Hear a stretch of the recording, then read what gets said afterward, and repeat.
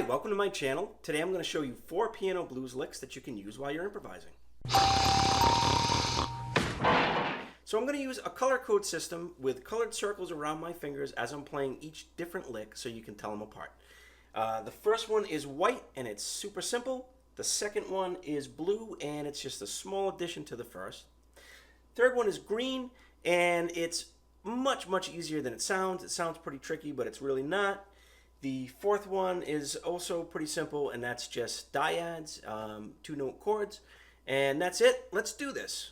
It works well over the 12-bar blues. You can do it over other chord progressions. I'm not going to get into how to play 12-bar blues in this video, but I will in the future.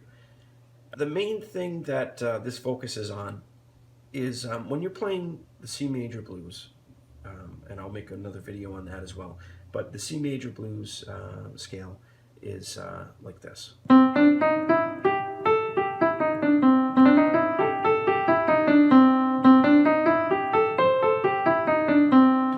And in any scale, a lot of times you'll focus on the root note and you'll keep your hand in that position thinking that you want to stay on the root, and that way what you're improvising with the right hand will fit into that scale.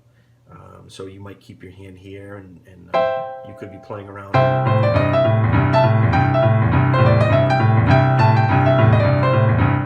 And you know, that sounds good, but this technique focuses on keeping your right hand on the G in this case, which would be the 5th. So instead of having your hand focusing on the root note, you kind of keep your hand down here.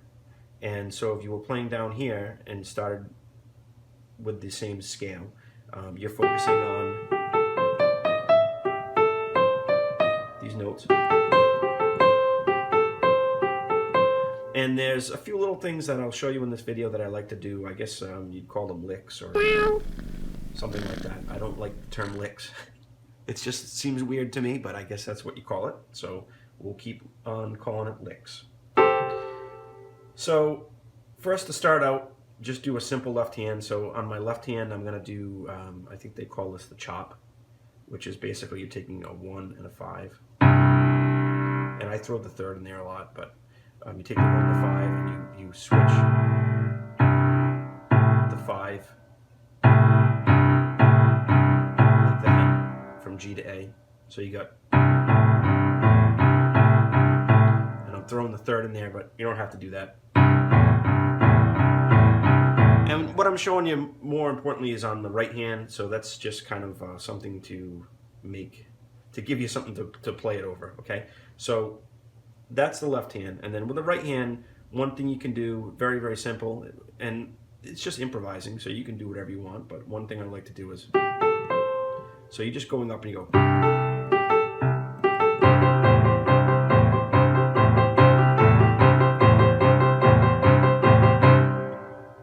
So it's just like this. And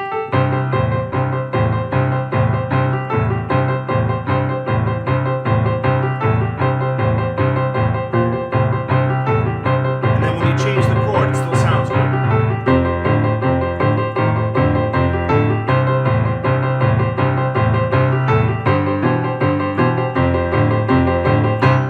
So you could do that all day long. It would get boring after a while, but you don't do it too much.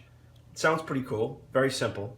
And what you can do is you can start improvising with that and adding other things to it. So if you think about that C major blues scale, you know, you've got these other notes here.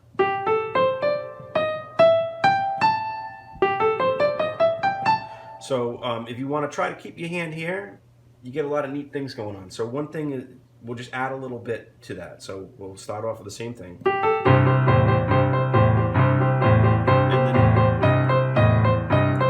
Do some of that. So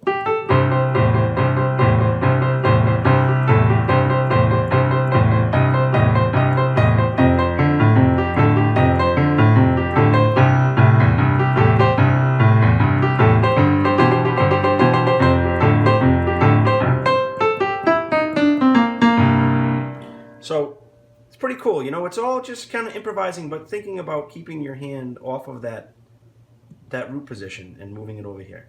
And there's a lot of neat little things you can do. So that's one of them. So then another thing you can do, another little lick that I like to do in the same vein and a little bit more complicated and faster, but is this here.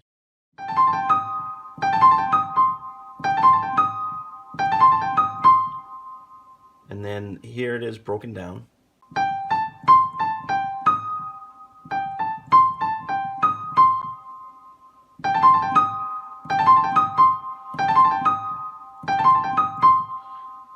It's almost easier to play it faster than it is to play it slow, and it also kind of doesn't sound good slow. It feels very natural to your hands, like, you know, it almost feels like you're just tapping. You know, you feel like you're just tapping.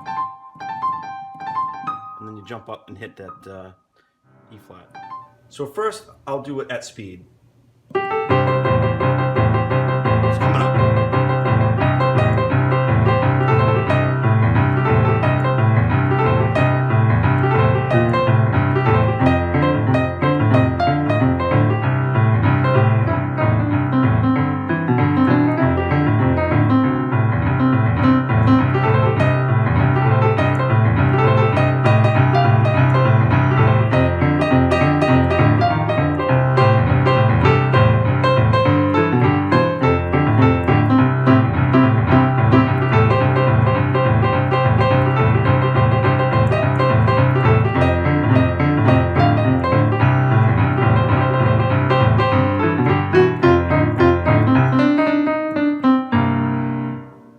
Another thing you can do while you're doing that is, you know, right here you've kind of got a dyad, which is almost a C major when you're doing this here, and then you can, when you throw that in there, that same note, you can kind of use them as dyads going back and forth, and you get a pretty cool sound. Use them as chords too, so that gives you this.